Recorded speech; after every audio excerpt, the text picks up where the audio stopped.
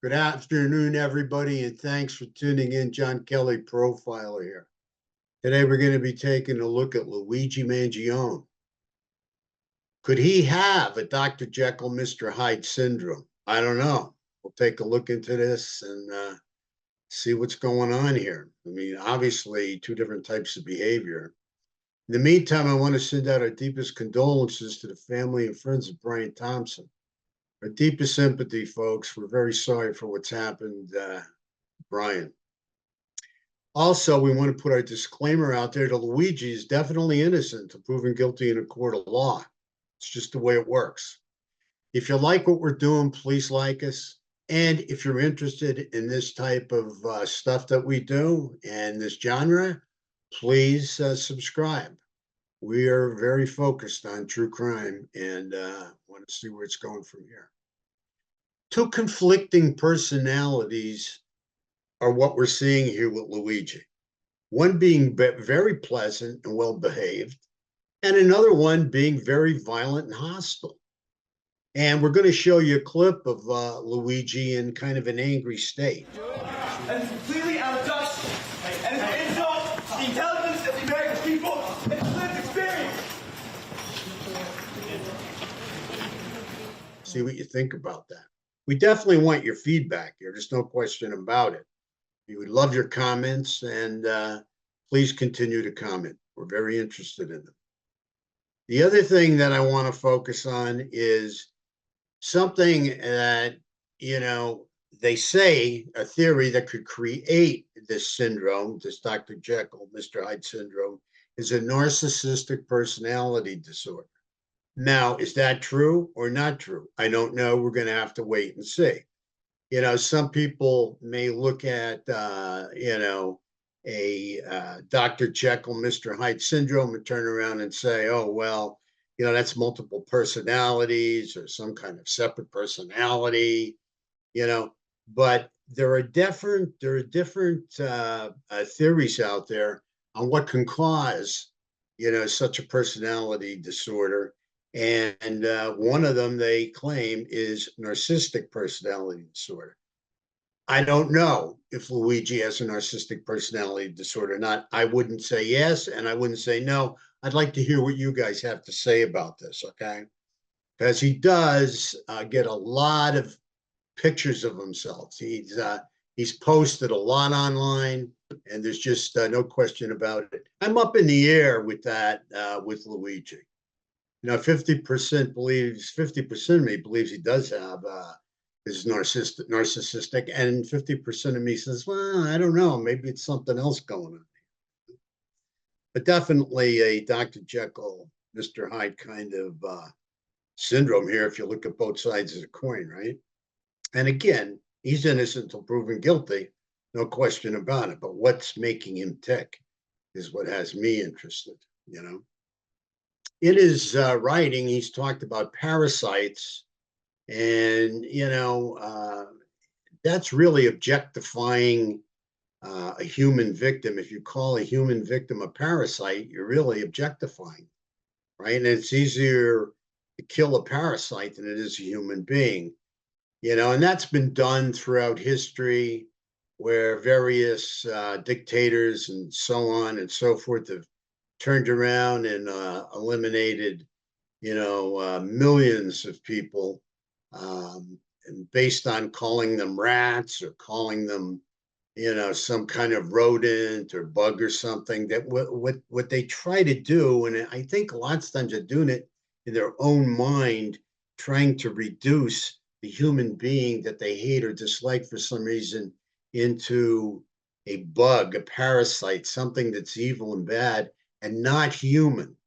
Okay. I mean, that's what objectifying does. A lot of serial killers objectify their victims. They only look at them as, sexual objects to have sexual dominance over. They don't look at them as human beings when they're attacking, when they're involved in the hunt, the stalk, and it all comes together with, killing the victim.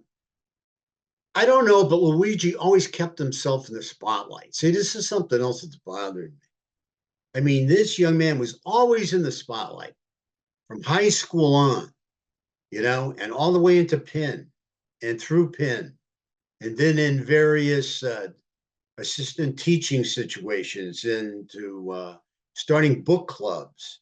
I mean, many, many pictures online. He posted a lot about himself, very, very much focused on himself, talked about his illnesses and online, posted them on some illnesses on Reddit, talked about himself on Reddit. I mean, how many of you people have done that? How many of you people posted, your irritable bowel syndromes or your operations, and x-rays of your operations and your skeletal structure online? I mean, how many of you done that?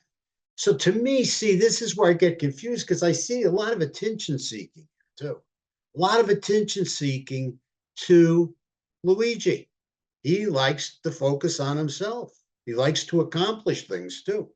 Then all of a sudden he drops out of sight, out of the limelight, maybe for a while. He's, here, there. I mean, he did have a job working, I think, for some kind of car dealership or something like that. But then he drops out completely. His mother, starts to get worried. She files a missing person on him. And, I think this is very important. She really cared, and she's really concerned. Where is he? What happened to him? I mean, nobody's heard from him. So for quite a while there, he dropped out. And this is where I think something took place, but I'm not sure what it is. And hopefully more will be revealed, right? That's what we're hoping.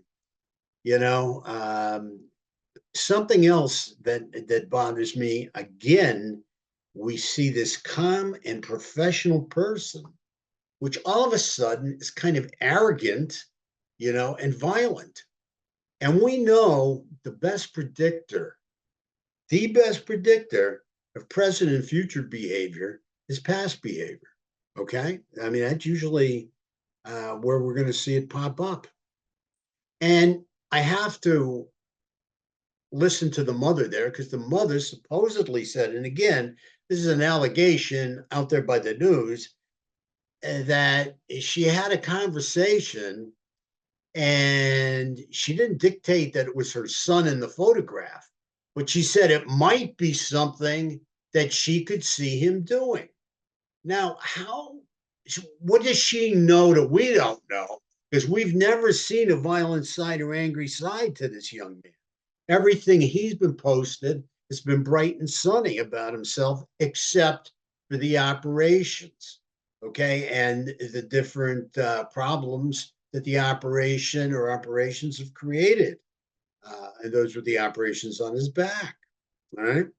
But for her to turn around and said, and say, for her to say that it might be something that she could see him doing. Now, again, that's an allegation that's out there, in the media.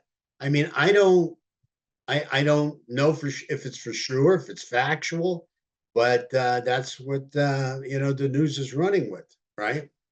And this supposedly came from various detectives of law enforcement in New York. All this talk about his pain. I mean, I don't believe his pain led him to kill Brian Thompson. I really don't.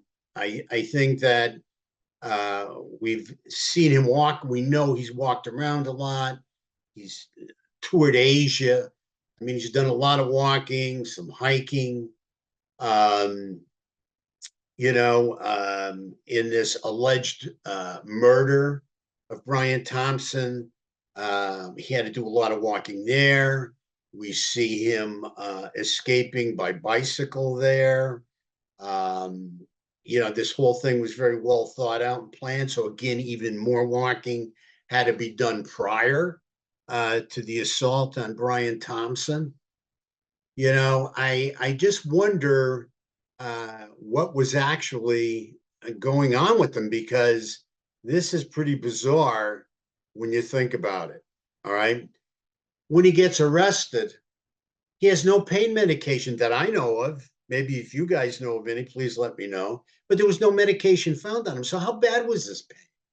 How bad was his pain? He claimed that his pain kept him from having an intimate relationship with a woman, with a girl. I mean, I'm trying to sort all this out. And maybe you guys can help us with your comments, but it's not, it's not holding water for me. A lot of it's not holding water.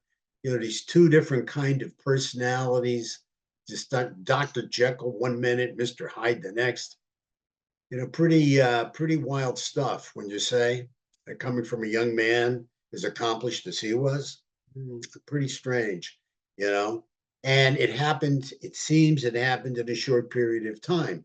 It's so bizarre. I think something made him snap. Something snapped in him. How could you pivot this quickly, become a really nice, calm guy, who's loved by everybody, and become a violent killer? So please give us your comments. Let us know what you think. Thank you so much and have a great day. Most importantly, stay vigilant out there. Keep your eyes open, stay on your toes. Until we meet again, God bless. Happy New Year. Talk soon. Thank you.